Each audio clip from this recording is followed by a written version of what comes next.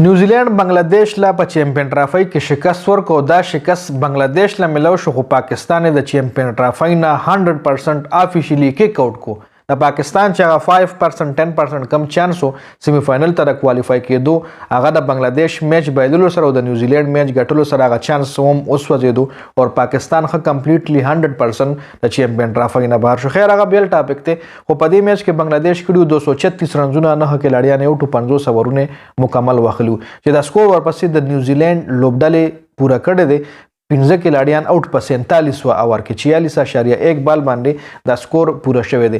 د بنگلادیش د طرف سکور چې کوم دی 77 شانټو کړو کپتان صاحب دین علاوه 45 جاکر علي 26 رشاد حسین دا پکې هایست 3 سکوررانو. د نیوزی لینډ طرف سلور وکټي مایکل بریس ول اشتلی دي.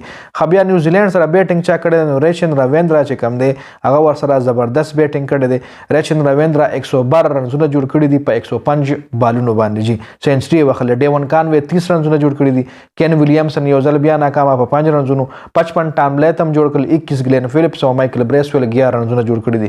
د بنگلادیش د طرف تسکین احمد ناهید رانا مستفیض الرحمن رشاد حسین د سلور بالرانو یو وکټ اشتلی ده او د نیوزی لینډ یو بیټسمن رن اوټ شوی جی.